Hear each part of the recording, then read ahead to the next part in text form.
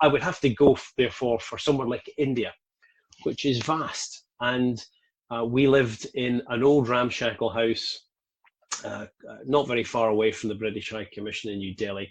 And we used to drive in every morning. And it was fascinating. It was like being in a film set. The sights, the sounds, the smells, the colours. My name is Paul Harvey, and this is Life, Passion and Business.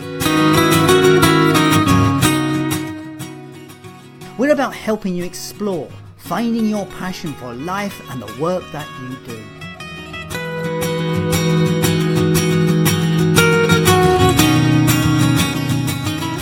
But it's so much more than that. It's about finding clues to the big life questions. What does it mean to be successful? What is the meaning of life?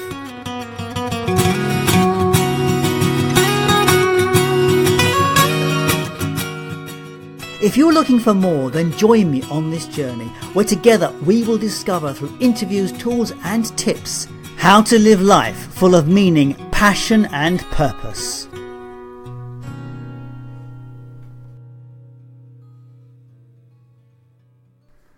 Tom Marchbanks is a super networker. In fact, he was a government-sponsored networker. Interesting. Welcome to the programme. In my search for guests for this show, I've noticed there are clusters or camps of different types of business in the world. There's the big business, that is the household names and the companies that cross international boundaries. And then there are the big national companies. The mindset in all of these is different. The majority of people on this show over the last few months have been from one camp. They are all solo entrepreneurs, finding their way in the world and totally reliant on the internet and the connectivity that we all take for granted. But it wasn't always like that, and in some parts of the world it has never changed. The physical meeting is still key. There's this area of business that is huge, and it is the realm of the national and the multinationals. But it needs governments and people to unlock it and guide the process. I'm talking about international development. This is the trade delegation business. This is where governments set up teams of fixers, people who will manage every aspect of the process. It starts at the top with politics, where a country is looking for a trade deal. It is people like Tom and his team who are in on the conversations from the beginning. They support the negotiations, and at the end they are there supporting the companies, getting the contracts and doing the business. This is networking, but it's far removed from my business experience. Most of my connections are solo entrepreneurs. Alright, we're okay at networking and some of us struggle with the face-to-face stuff, but that is because in the digital world we're used to social platforms breaking the ice and starting the process. But that is the point.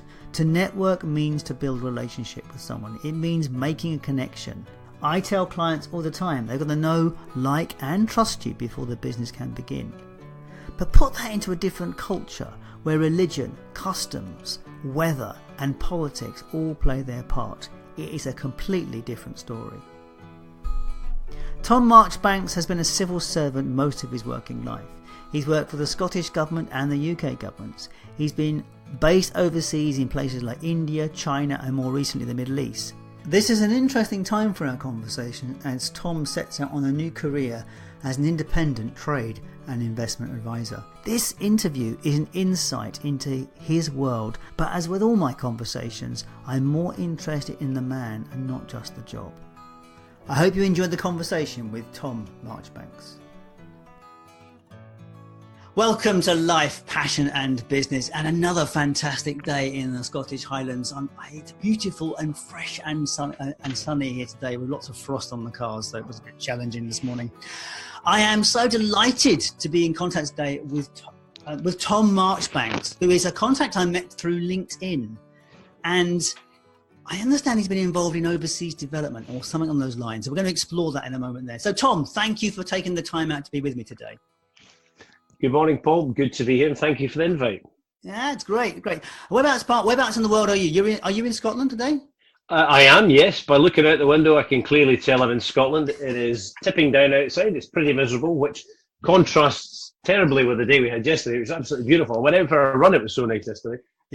I'm in Alloa in Clackmannanshire, And yeah, it's not very nice. Oh, so that's the lowlands for us Londoners. Absolutely, yeah. It's in the east. It's kind of pitched between Edinburgh, which is further south in here, and Stirling, which is just a fraction further north in here. But it's on the east coast, right by Grangemouth Terminal. People Okay, might so be that's able to why you locate. get that's why it's all that water is dropping down from the north, you see. So you're getting that. Yeah, you shunt all your rubbish down here. Quite right, Paul. Yes. Probably. So Tom, look, as I said, we met on LinkedIn, and we haven't really had that much of a conversation. I know we have got a very noisy line, so hopefully we can cope with this over the time. So tell me, Tom, what's your story? How did you get to be doing this now? What is it for you? What is it about for you? It's interesting. I didn't start off doing economic development. So international economic development is my kind of sweet spot. I've been doing it for over a decade and a half, and I've done it in markets all over the world: South America, the Far East, the subcontinent, and most recently in the Middle East. I didn't sort of start doing that. I started working for the civil service. I went to the largest employer out of school, which was the Ministry of Defence, and really kind of just seized the opportunities as they arose. I spent 2.5 years at sea supporting the Royal Navy in theatres overseas, which was a remarkable experience for a young man and one I enjoyed immensely. Mm-hmm. But obviously that's got a shelf life, and I was getting married and eventually had to leave. And then we just kind of explored travelling and grabbed opportunities through the civil service to do the jobs that I've done. So I've led international delivery teams in the markets that I've outlined previously. And I've realised it's immensely rewarding to be able to help UK companies, and more latterly, specifically Scottish companies, to expand their businesses internationally, not just to see them succeed internationally, but realising that there's a huge net gain to the country. As these people export their goods and services, they create more jobs, that creates wealth, that filters down, percolates down throughout the rest of the local economy. And I can see that in places like Glenrothes in Fife. I worked with a company whilst I was in the Middle East who were doing great stuff in the oil and gas industry. And they've taken on an extra 150 people in the last 5 years as a result of their exporting work and the work that Scotland's government has been able to deliver to these people. So it's been a realization that through interacting with companies, you can have a real benefit to the companies and to the local economy and to the economy of the UK as a whole, which is fabulous. What kind of role is that, though? Because it's like, effectively you work for the government, or you worked for the government. So what are you? Are you kind of the person that brings people together? How does it work? Yeah, I think that's a good way to describe it. It's a kind of facilitating role. So I no longer work for government, but when I was working for the government, I headed up the trade and investment teams. People may recognise the brand of UK Trade and Investment. It's now the Department for International Trade. I worked for them in all of those markets except the Middle East. I'll come back to that in a second. And I headed up teams, delivery teams, international delivery teams, who really were consultants. I would consult with companies to work out what was the best market access strategy for those companies, talking about channels and talking about strategy. So it's like you went into the company to identify what they could offer, and you also went out to the countries to find out what they needed, sort of thing. Well, I was based in those countries, so there was a kind of conveyor belt, to call it in a quite crude terms, of companies coming out to market that we would be working with back in the UK, and then they would come out to our teams, my teams in those markets, and we would work with them to make connections for them, to open our networks to them, and to then allow them to build their own commercial business with those networks we put them in contact with. There was a nice circularity to it, yes. Yeah, that sounds okay, right? Yeah. So that's kind of, yeah, I can see what you mean now. Yes, because they would come to you, and you say it sounds like a good conveyor belt system. So that's clever. And so, well, was that driven by the governments in those countries, or was that driven more commercially? Well, it's a very good question, actually. It was driven largely by the UK government and by companies looking for assistance in overseas markets. So the UK government, as I say, through UK Trade and Investment, which is now the Department for International Trade. And in Scotland, that's Scottish Enterprise, and their overseas brand is Scottish Development International, who I spent the last 4 years with in the Middle East.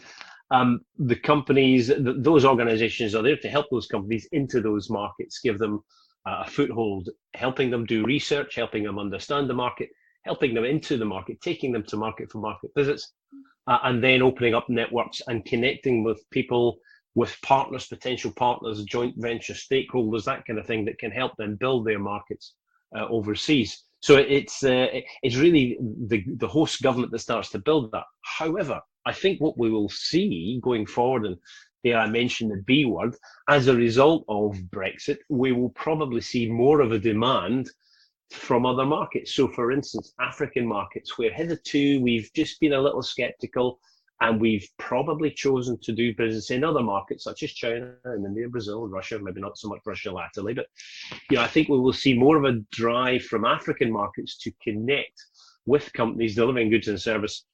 And so we're going to need to be that bit more ambitious and that bit more, or that bit less risk averse in dealing with those types of markets. So I think we will see more of a drive from the governments of those markets that we've hitherto not been fully engaged I mean, historically, they've been very dangerous places to do business in. Yes, I think when you say very dangerous, I mean, I spent quite a bit of time traveling back and forth to West Africa. Well, so I know Nigeria. I wasn't thinking necessarily, I mean, physically dangerous they are in places, but also is that there is so much corruption in some of these countries. Absolutely. Trying to find a company you can actually trust and do business with is actually quite a challenge. Yes, that's absolutely true. There's no doubt about it. We've all had the letter from the Nigerian prince looking to offload his assets. Yeah, I bet you didn't know you had relatives in Nigeria. How about that? Yeah, it's a remarkable thing. Yeah, the famous 417 scam, it still exists. It's got a bit more sophisticated, but it's still a scam. And you're right, those markets are very challenging. But I think I think what we also need to remember is those markets have developed, as well as the sophisticated scams. The actual market themselves have developed. And to give you a perfect example of that, I'm a non-exec director on the board of a software company, a Scottish software company, and we are in the midst of a transformational deal with a West African market that really will transform the company's business, but also transform the way that the education sector in West Africa deal with the marking of papers. And it's quite exciting because it sells the concept of veracity in their marks, because there's a huge scandal. Obviously, if you're in a Nigerian university, how do we know your degree is being gotten the right way? How do we know the truth in your marking system? So this software helps those countries and universities get a kind of pretty much 100% or as close as you can get to that marking system. So there's experience now where we see these markets are seeking out and reaching out to markets like our own, like England, Scotland, the UK, and Europe, to do business with those, with smaller companies there. And smaller companies are taking more of a risk in doing that. So it's, I'm seeing that. I suppose I'm thinking about it, and it's not that I didn't think about this, but it suddenly just occurred to me from having this conversation, is that the things that we take for granted in the West, per se, or in the first world, these things actually do exist out there. Exam marking papers does happen in African countries. And it's not like, and you're right, there does need to be some integrity in that process. And there must be loads of processes that happen out there that already happen here that we just take for granted. But someone has to deliver them. Quite. And we are seeing, when I say we, again, I'm referring to my role with this licensing software company here. And I think we're seeing that in financing and in insurance sector and in the healthcare sector, and the way healthcare is delivered in those markets. They are getting increasingly sophisticated because as people get wealthier in those markets, they're demanding a better level of service. So it's a kind of inevitability that, as I say, when I traveled up and down to West Africa 25 years ago, it perhaps wasn't there, but we're now seeing that today. And I think as we need to capitalize on it, and we need to be mindful that these countries have developed in the 20 or 30 years, and and be braver about investigating what those markets have to offer. Fascinating opportunity. So what took you out of the civil service? Because you're now independent, aren't you? Indeed, I've just, or I'm in the process of setting up my own independent consultancy. I guess you get to a point where working for government organisations, it's been a lot of fun, and I've seen a lot of the world, and it's been fantastic.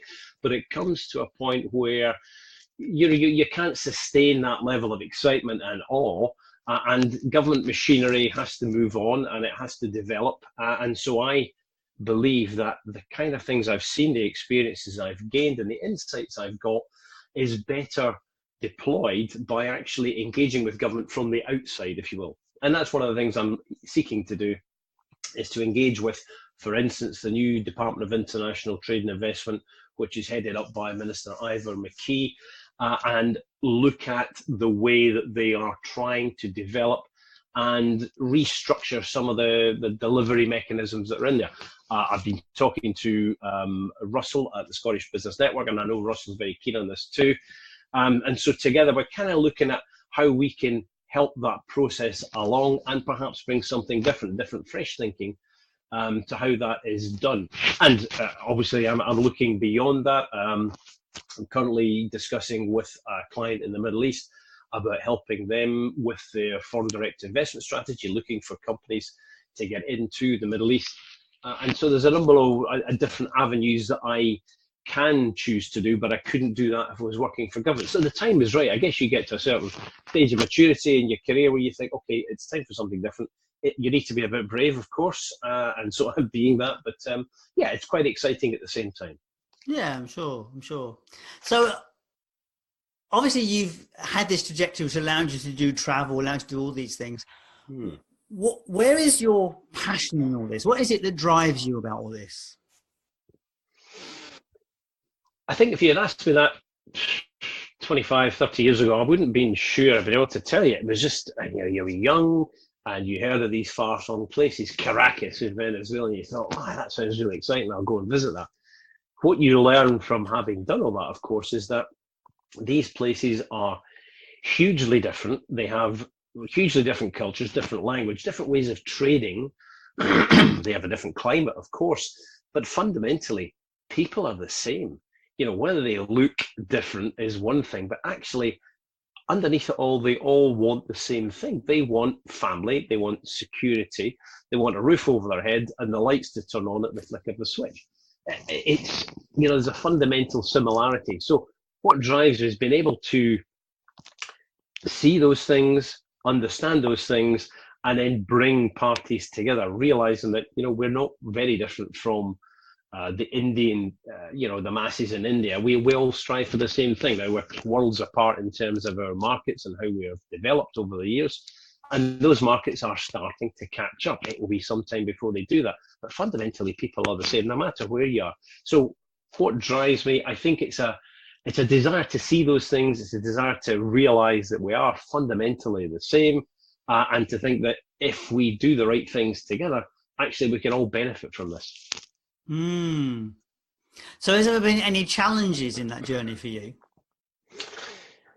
Yeah, huge challenges. I mean, you don't ship out with a family to the other side of the world without there being challenges. Yes, I think the challenges have been getting used to cultures, getting used to the different ways and mores of a market. Living in the Middle East for 4 years was hugely fascinating. It was very difficult actually to get used to the it's not 9 to 5, it's 7:30 till 2:30. Of course, in a Muslim culture, things operate very different, not least. It's a Sunday to Thursday kind of culture. So you realize, or what I learned there, is you need to kind of build that in. You need to sync your week with the UK, with Scotland in my case, because I was working for SDI at the time. So learning those simple lessons are lessons that others who want and aspire to trade in the Middle East need to learn too. So it's understanding there are small differences, but when we add them all up, it can be a huge difference. So the cultural differences, and just actually getting to grips with a different market. The temperatures out there, particularly in the summer, were absolutely crippling. I mean, very, very humid, very, very hot. How do you deal with that? So you have to learn different ways. So it's you're like relearning every 3 or 4 years. You relearn a different way of coping. So yeah, massive challenges. And moving house, packing up everything into there must be some interesting boxes. Stories in there somewhere. There are things that got lost, things that we've never found, things that we've never actually had. I didn't realise we had that. So it can be a real adventure unpacking when you get to your next destination. But yes, so all of that is quite challenging. And of course, kids schooling, moving schools, but they've learned immensely out of this. They have friends now in other parts of the world. But the wonders of modern technology, they can keep in contact with those friends and find out what they're doing, what they're up to, which is great and super for them. It makes them, I believe, better, more balanced individuals. So there's a real upside to all of this, and that's the truth in all of this. The upsides are far, far more than the downsides, and you've got to embrace that and go with it. So it's all very well for you as someone that's done all this stuff. I mean, someone who's actually looking to export or think to another country, there's a big steep learning curve if they're going to go out there and do it, isn't there, in a way? There is, and there isn't. It's obviously very contradictory, but I think as a company, if you're sitting in Scotland and you're thinking, right, I need to get another market, I'm starting to grow this one, and you could be born international. Of course, if you're a digital company, the chances are you're going to be born international. It's maybe less of a risk. But if you're someone who makes goods and your market here is getting saturated or it's slowing down and you're looking to go overseas, clearly that's a massive challenge. But when you break it down into the component parts, there's a journey to be had. And that journey starts inevitably with a degree of research. And you can do lots of research sitting on your laptop or your iPad, and that'll get you a little bit on the way. And then you need to engage people.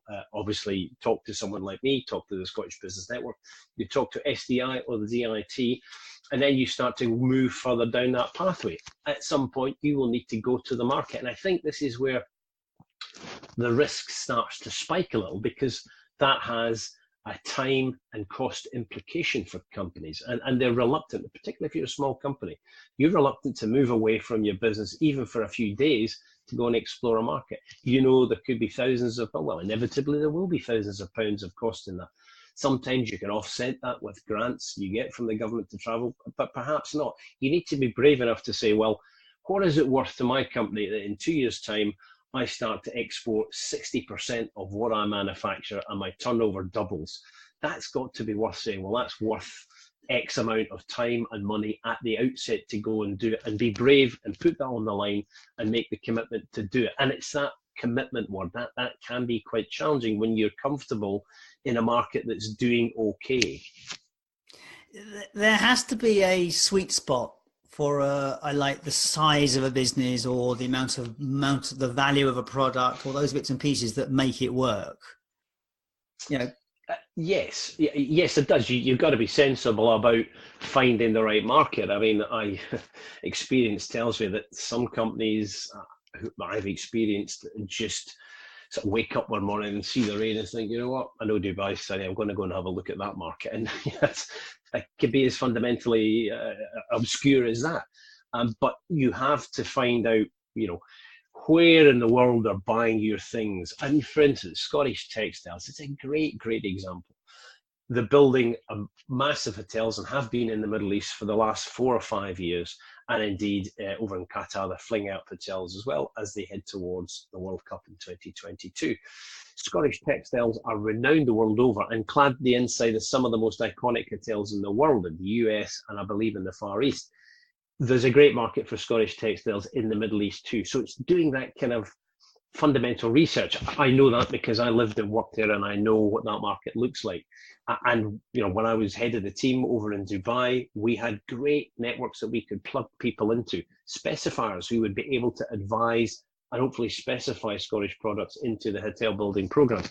It's having that insight, or it's knowing who to go to get that insight. It's knowing that helps there, and that's the challenge when you're, as I say, a small Scottish company sitting here in the rain. How do you connect that piece to the piece of the market that there's someone there who knows what the market might look like for your product and who the right people to connect you are to develop that. And yeah, that's a challenge. But yes, you need to make those connections and you need to do your homework. Yeah, and I suppose it's got to be something which you can. I mean, if it's a product abroad, what says that a local product will compete with yours? Because yours is always going to be more expensive than a local product. So there's got to be something pretty unique about it to make people want it, isn't there?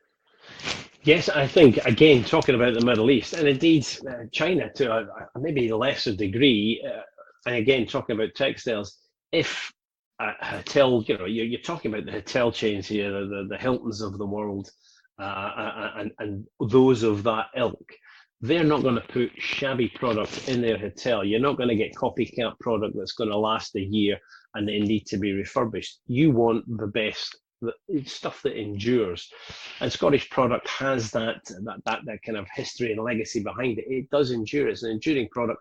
So those big chains want the best. They're prepared to pay a price point that's probably a little higher than some fake rubbish because they know it's going to last that bit longer, and they have a reputation to uphold. So they're not going to mess around with that. So it's a fair point.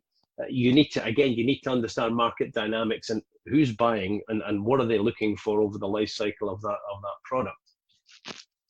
You sound as though you've got quite a wide experience in terms of business experience, in terms of marketing or other kind of disciplines. Would you like, is that true? I mean, are you a very broad business experience?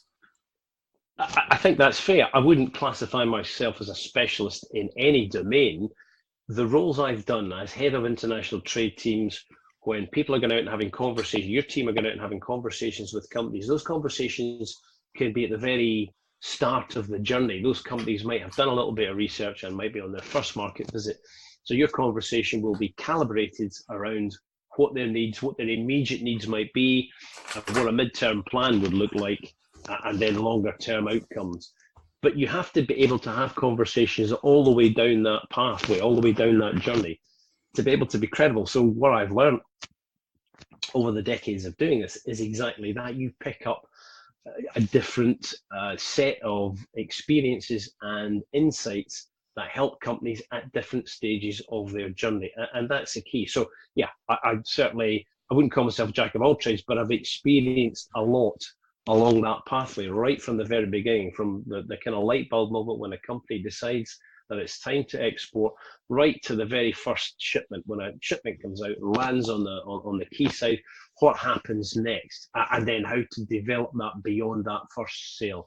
So yeah, I've been very fortunate. I mean, I've made my own choices and to some degree made my own luck, but I've benefited hugely from it, and I do have a kind of very wide range of understanding and insight across that whole journey. Fascinating. So what's been the fun bits for you? I mean, has there been anything that stands out here that's been really enjoyable, or what would be? I guess what am I looking for in this video? There must be something that goes, that's funny about these things, because like it sounds quite. It sounds all very businesslike and very solid. I mean, no, this doesn't work that way. There must be some things where this went wrong. Yeah, no, absolutely. I mean, as working for the government, you end up dealing with quite a lot of high-level visitors. So I stood at New Delhi Airport at 10 o'clock at night, waiting on a jumbo Tony Blair coming in with not all, but most of his cabinet and a whole host of others. And, people rolling off a plane at 10 o'clock at night, getting them to the hotel. Alan Johnson, when he was the Minister, the Secretary of State for Trade and Investment, this is going back to, I think it must have been 2003 or 2004, perhaps. In fact, I think it was the beginning of 2005. They all came off the plane. I was in the car with Alan Johnson and one or two others. Digby Jones was the other chap I had in the car. Took them to the hotel, dropped them off, only to have Alan Johnson say, oh, blast it, I've left my glasses on the plane. So it's it's into rescue mode, and obviously you've got a couple of numbers to call, and eventually the glasses turn up at the hotel about an hour later. In that intervening hour, however, we sat with Alan Johnson, and he had remarkable stories about some of his parliamentary colleagues. Not nasty stories, just insights that you would never imagine. For instance, he could tell me that Gordon Brown had I think lost his eye during a rugby. We're talking about rugby, and he said Gordon Brown had lost his eye during a rugby match years ago in Scotland. That's some things you might not want to know that, but I found that particularly interesting at the time. And blimey, so there's these little insights. You get these little nuggets that come out of things, and things don't. There's lots of things that don't go well. Cars not turning up, and you've got a grumpy Peter Mandelson standing beside him, moaning that his car's not there. There's all sorts of stuff like that can happen, and fun too. But you're never really off the clock. You've always got to be on the clock and make sure things happen.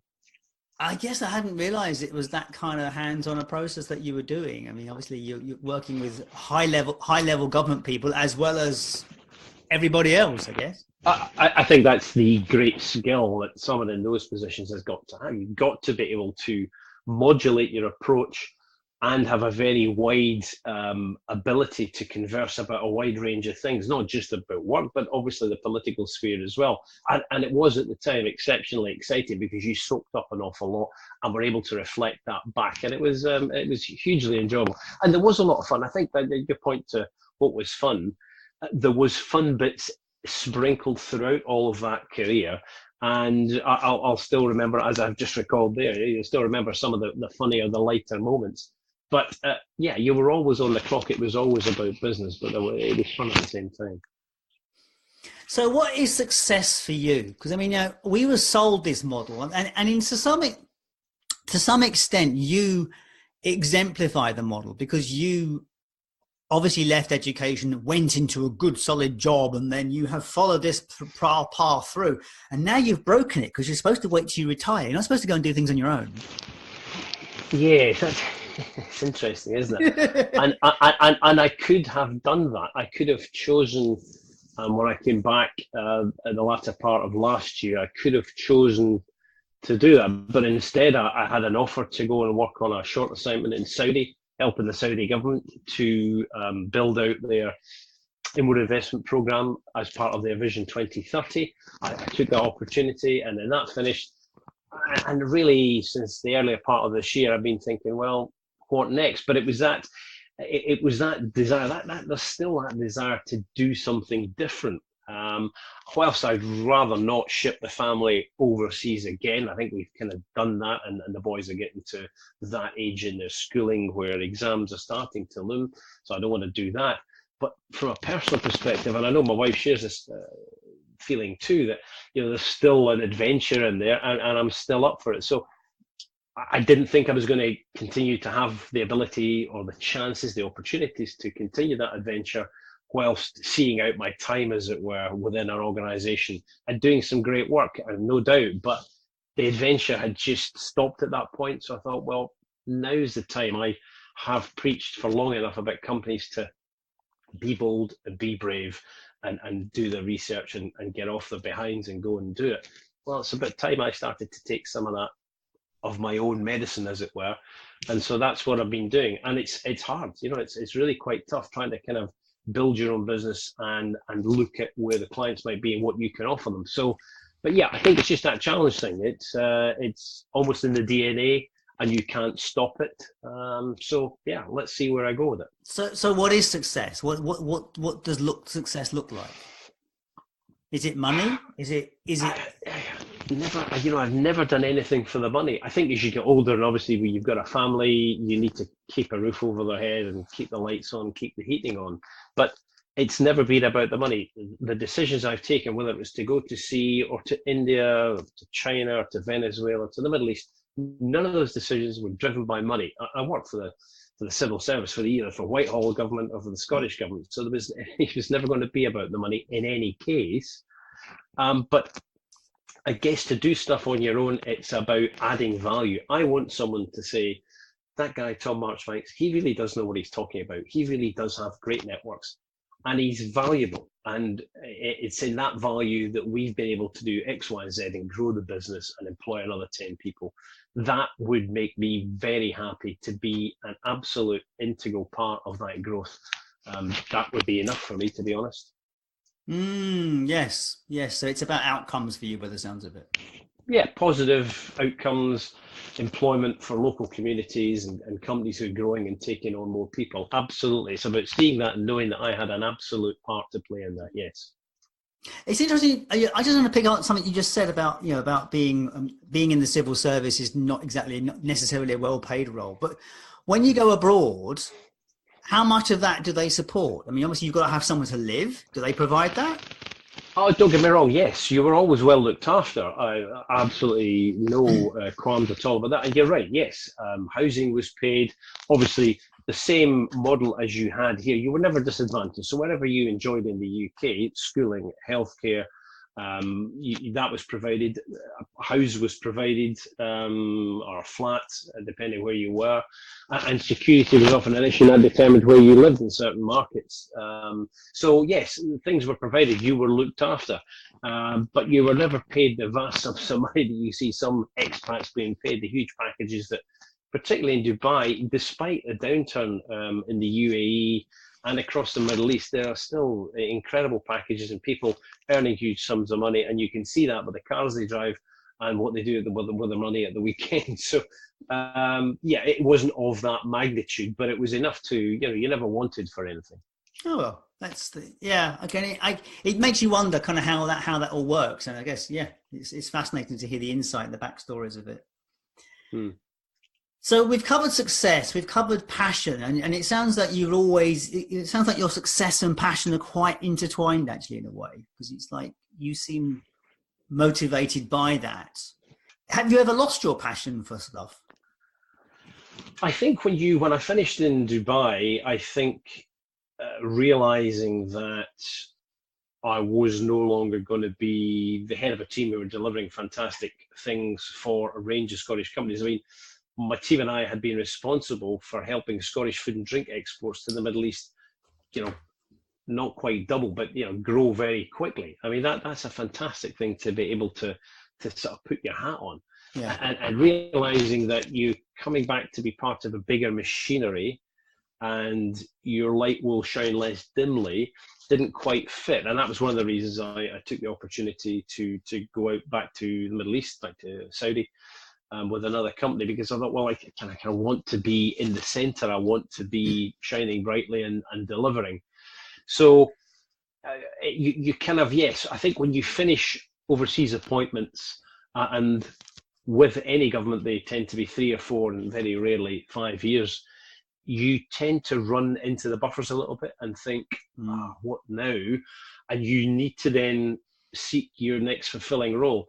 I remember when I came back from China, that it was difficult to see where that was going to come from. And then lo and behold, I morphed into the China export for the Regional Development Agency in the West Midlands at that time, a company called Advantage West Midlands. And I spent every 12 weeks traveling back and forth to China to help them build their inward investment pipeline from China. And that was probably one of the most rewarding roles I've actually done. But in between finishing in China as the head of the trade and investment team in southern China and that position, there was a gap of about sort of 10 months. And I really didn't know what was for me. So there was if you're working with does that mean you're out of work that 10 months, or you actually, you're just pushing paper on the desk for 10 months? And what does that mean? Yeah, you're kind of in a holding pattern. I would liken it to being on the shuttle from Glasgow or Edinburgh down to London, and you're in the holding pattern, just flying around and thinking, when the bloody hell am I going to touch down here? I'm running late. So it's that kind of sense of a lack of fulfillment. When you do a job like I've been doing whilst I was working for the civil service, so those 3 years, you're very, very focused. They're very concentrated in delivery. They're high intensity, very active jobs. You're often working at night. Sometimes that can be late. Sometimes that can be 3 and 4 nights a week. And then all of a sudden someone turns the tap off and you kind of slide into oblivion, and there's a fear factor there.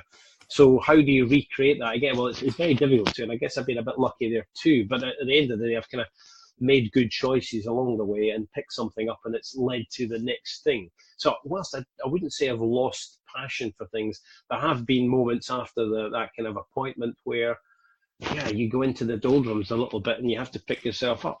That's not necessarily a loss of passion. It's a bit like the performer that the musician that produces the #1 record, which stays at #1 for months and months and months. Will they ever achieve that again? It's that feeling. Or will I ever write another bestseller? It's those feelings, really, isn't it? Yeah, it's interesting. I suppose you could liken it to that. I think I've more of a feeling of that now, having moved away from government and having moved away from mainstream corporate and now setting myself up as an independent consultant. I really have a sense of that now. I feel I've got so much to give. I've got stacks of experience of many different markets and different cultures, and I really want to utilize that for somebody's benefit. Somebody's got to see benefit in that. So I have a sense of that now. Will I have another number one? So you have the biggest challenge now, like every consultant has, because you have this amazing amount of information and skill that you can bring to the party. The question is, how are you going to get the right invite? Yes, yeah, that's it. So I've learned that networks are crucial, and thankfully my networks here in Scotland are good. Obviously they can always be improved, but they're good as a result of my time with Scottish Development International. I'm grateful for that. Obviously working with Russell Douglas at the Scottish Business Network has been another step in the right direction, and of course the Scottish Business Network are tied in with the Institute of Directors here in Scotland. So those networks are starting to look quite good and varied, and it's being active and getting out there and having conversations. And to be honest, the conversation I referred to, the negotiation I referred to earlier on that I'm having with a client in the Middle East, that's come around as a result of my time in the Middle East. I've reconnected with someone out there who's fairly senior in an organisation out there, and we're having a conversation that may lead to something quite interesting at the beginning of the year. So it's really just working those networks and working with people who know your experience, who can see value in what you have. It's very difficult to do that starting from a zero base. You're talking to someone who doesn't know you. That's really, really tough. But it's one of those things. You just need to get out there and do that. With my marketing hat on, it's you've got to get 3 stages in place. They've got to know you, like you, and trust you.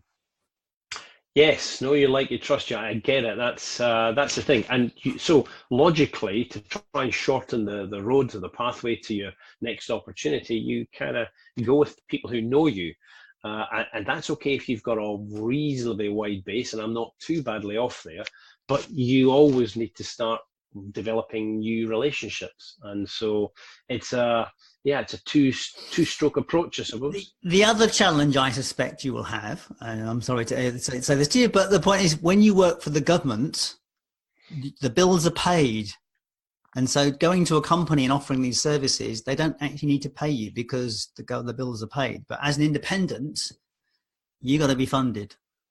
Is that Yes. that makes the relationship very different? It does, but I don't think it differs the value that you can deliver. No, it doesn't change the value. It doesn't change the value at all, but it does. It just changes the perception of the relationship.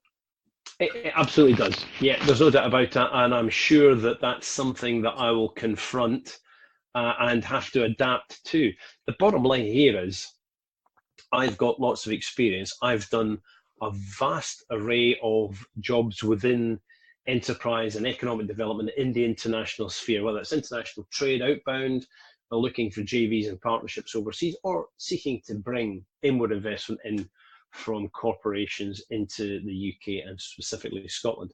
So I can work across that piece. I think I've learned enough in that to know that I can do that confidently. It's how you package that and then point it at the right potential client. Yeah. And that's the key thing. You just need to get started. You just need to take that first step. And I think it'll be like getting back on the bike again and off you go. But you do realize, I think there's more chance of me delivering real value when you're working more intensely for 1 or 2 clients rather than spread across a range. The time frame will be shorter as well. You'll be doing projects in much shorter time frames rather than 3 or 4 years, because yes, that's right. Task and finish. You'll be working. You could deal with hundreds of clients in a 3-year appointment in China or India or in the Middle East.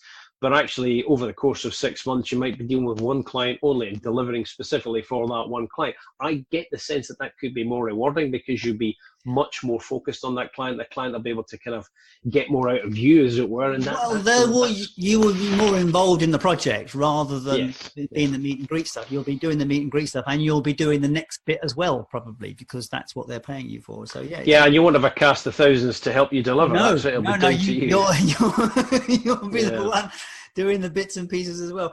I think it's going to be an interesting transition for you, because I made that. It's interesting because I worked for a local enterprise here when I first moved to Scotland, and when the financial crash hit, a lot of the services that were being provided, where I could just walk in and offer people help, were taken away. And people still needed the help, But when I turned around and said, well, you're going to have to pay me now, they went, well, no, I think we'll struggle on our own if that's all right. Yes, and I think there's that I wouldn't say typifies, but it's an expression of the culture that I think we've got here in Scotland, where there's far less of a desire to pay for things. And I don't mean that to make it sound tight, but I think, we don't see the value in actually, back to the conversation I had earlier, if you want to double your turnover in a new international market within the next 2 or 3 years, then you need to put down a slab of resource at the front end and say, that's my commitment to make that happen, and work at it. And I don't think there's that level of commitment here in Scotland, and it puzzles me as to why that is. It's partly cultural. I don't think it's just Scotland. I think we, because of the internet and because of the way that information now is a currency, I think people have got used to getting information for free. So to be honest, Tom, there's nothing that you could tell anybody that they couldn't actually find out for themselves. The difference is they don't have the skill or the capacity to pack it in the right way. And then here's the one thing they don't have, is they don't have the drive to implement it all properly. So when they pay someone like you to do it for them, then, for starters, they've got some skin in the game. Some money has changed hands, and they're now feeling a bit antsy about the fact that this is going to cost them. So therefore, they do the work, and that's the difference, really. Yeah, it's a commitment, isn't it? And when you go into companies and try and do things that the government's footing the bill for, there's well, look, I mean, yeah, it's great. I love the service, but there's a fire over here, and you just sort out. Yes, and I think I've come across that many times, and it's quite frustrating because it doesn't inspire that 100% commitment to the task at hand and working hard to make that turnover increase in that market in that period of time. So yes, I'm starting to get those insights, Paul, which is interesting, and perhaps you and I could have a conversation offline about what that might mean and share experiences. I think it might be an interesting journey. So, okay, Tom, look, I would love to unpack some more of this conversation, because I think I'm really getting into some of, and I'd love to hear about China and those bits and pieces. I think there's some good stories in there, but I'm also conscious of time. So I need to kind of start bringing this to a conclusion a little bit. So tell me, Tom, is there anything that I should have asked you about that I didn't?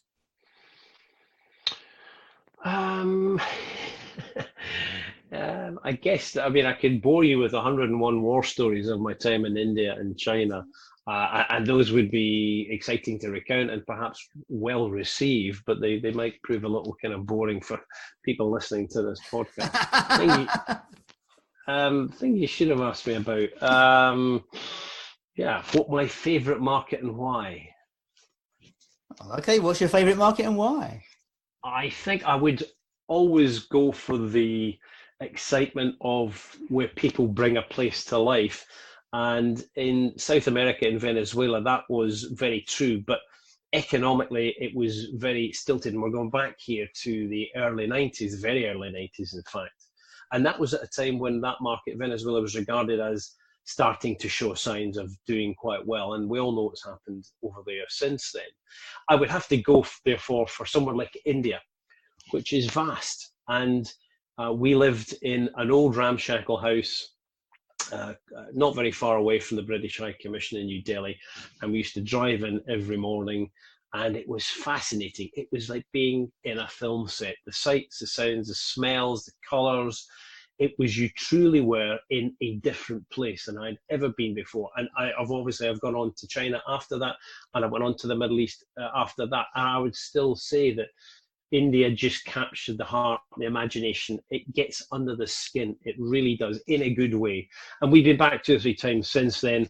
And whilst things have developed and there's obviously more wealth there now and people are driving bigger, flashier cars, the intrinsic Indian spirit hasn't changed. It still exists. And I think that is the one thing that sticks with you. And we've been so privileged to have seen it. So as a market, and of course, from a commercial point of view, India really is starting to move. It's like that train that's just left the station and it's yet to build up a head of steam. It's not got there yet, and it might not get there for some years and maybe even decades yet. But when it starts to really roll, it will really start to roll. And I think that's quite exciting. And India would be my place. Wow, interesting. Okay, so You you have this amazing range of skills, and I'm sure there are people listening to this podcast that could use them. Who is it? Who is your ideal client? Who should be getting in touch with you? Clearly, I would like to speak to any company who has the commitment, who can see the size of the prize in an overseas market, who's done a little research and is wondering how to unpack what they see. Someone who's committed, a company who's committed to exporting goods and services, or to finding that partner in any of the regions which I've worked in. Someone who's committed. It needs to be someone who's prepared to do a bit of graft and prepared to leave the office and get on a plane and fly to wherever and spend a bit of time there and talk in serious terms about next stages. Someone who's prepared to commit the resources to make something happen. That would be the classic client. And that's at one end of the scale. At the other end of the scale, as I say, I'm working with, or I'm about to be working with, larger corporations who are looking for some guidance and insight on inward investment. So the first bit of that conversation was about trade, organizations looking to trade outbound, but also larger organizations who are looking to drag in inbound investment. Well, this podcast has quite a wide audience across the world, as it happens. You never know who might turn up. And we'll put the details how to connect with you on the podcast website, I think. I mean, is there an obvious way to connect with you? Is it LinkedIn? Is it something like that? I think the obvious way is LinkedIn. Yeah, my profile's up to date. I'm on there. People can reach me through that. Please do. Happy to talk to anyone. And do you have a website? Do you have a website as yet? It's being built as we speak. Not yet, but close. Okay, so what we'll do, we'll put those details. As I said, we'll put those details on the podcast details, so we're there.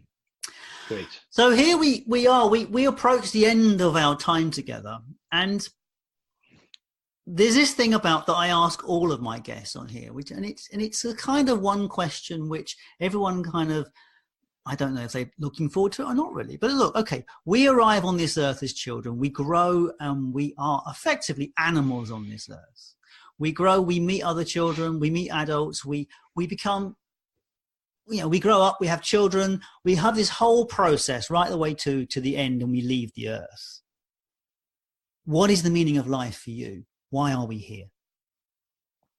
I'm not going to come up with the answer 42. I'm sure that's been done before. Oh God, that's been done so many times, 42. In which I had the conversation yesterday on a podcast about 42. I think the sensible answer is just to make your way in this world. Create waves by all means, and even if it's just ripples, as long as you're remembered well by people as someone who had the right intentions. And I think raising a family is absolutely key to that. I know it sounds a bit prosaic, but there you go. It's something that I had never really thought about 15 years ago, and all of a sudden we had kind of back-to-back kids. There's only 17 months between my two boys.